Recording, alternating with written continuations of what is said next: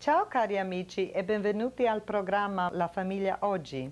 Ho il piacere di presentare a voi la mia ospite psicoanalista, compositore di suoni e curatrice. Hi, I am Maria Mirkovich. I have the privilege of introducing to you Dr. Ella de Salamont, a therapist that integrates both music and talk therapies.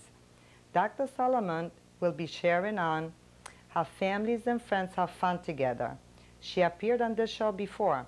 Here she is, Dr. Ella de Salamont. Welcome, Dr. Salamont, to Family Hello, Today. Maria. Welcome back again. Thank you. Oh, so we're going to talk about families and friends and traditions and how they could have fun. Yes. How can families have fun together? Well, families can only have fun when they respect each other. Yes. If everybody treats each other like as if it's an extension of each other, then there's misunderstanding, there are wrong expectations. So therefore, we have to be very, very respectful of each other. And not to project on others our feelings, our expectations. And besides that, we can have fun by dancing, singing, making meals, not so complicated, but special. Put a special intention in what you do. And jokes, you know, put a little chocolate kiss on the pillow. How can families come back to and connect with old rituals? Old rituals. Well, here again, we have to bring back, we have to create a family that's multi-level. Yes. We have to bring back the elders. We have to bring back grandma and grandpa. We have to listen to their stories. Yes. They're valuable, valuable oral history. That is, if it's not, I also suggest to write down this oral history so that it doesn't get lost. Wow. Can families, when they dream at night, can they interpret dreams together, you know, like in the morning when they wake up? Oh, yes, that is so wonderful. But there is a trick to it. Everybody has to listen to the dreamer. Yes. Without interpreting. Yes. And then each person writes it down, asks questions if they have ask a question, then they read the dream back to the dreamer so that there are no misunderstanding, misinterpretations, and then eventually the dreamer can absorb what the others analyzed. Yes, yes, yes. What can be healing about demonstrating affection and hugs towards one another and happiness? How can it be healing? I guess that's the question more, because you are happy when you're affectionate, I would assume. Yes, we have to assume that.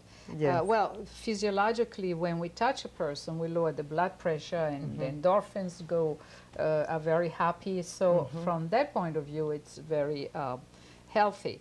But also it's fun to be affectionate, to touch each other. In the old times, we used to braid each other's hair, massage the feet, daddies and sons massaging the shoulders, girls with the nails. It's very, very important, especially in this society. We don't touch each other. That's right, enough. that's right.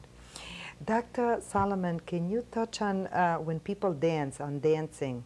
That, I believe, would be very healing, at least for exercise, where exercise is concerned. That's why we're always running to aerobic dancing, because we don't dance enough at home. Yes. We used to dance every Saturday night. Father would bring out all the instruments, tuned or not tuned, and we danced, and we forgot every problem we had, every misunderstanding was forgotten. They say cooking is an art. It's creativity. It's very healing. What is fun about it when people cook? Let's say a husband and wife cooks together. It's so creative. Yes. And you can take chances. And you can be outrageous when you cook. And it's sensuous. it encompasses all the senses of your body. And you can dance while you cook. You can laugh while you cook. Of course, you have to choose the right food. When families gather around the table with loved ones and friends, what kind of healing and what kind of atmosphere can you create at the table? First of all, what kind of healing goes on with the families and friends when they gather around the table? And then how do you create the atmosphere? Or maybe you should say how do you create the atmosphere first, and then when they gather around. Well, I have a rule. For creating the atmosphere, I go back to your first question. Yes. Respect, respect, respect. Mm-hmm. Don't bring at the table all the war that is going on in the family. Mm-hmm. If there is something that needs to be discussed, it has to be done before dinner. The family will have to have a sign, a ritual, where there is time out, and they will have to talk out all those issues before dinner. And then have fun at dinner, prepare at the table in a beautiful way, bring in nature, bring in dry leaves, bring in flowers, let everybody be the decorator. Put candles, lots of candles. Candles, flowers, rocks. Rocks. Shells. Shells. To create a happy atmosphere for the family and friends that we all gather, then we all gather around and have a wonderful meal. Absolutely. Thank you, Dr. Solomon. Thank you for coming to the show again and sharing your expertise. Thank you. Thank you again. Also, I would like to thank you, dear viewers, for joining us. I would like to close with these words. The happiness we feel to be with family and friends is a reflection of the divine happiness we feel within us. Dear viewers, if you have a question or a comment on this show or would like to send us a poem, please do so.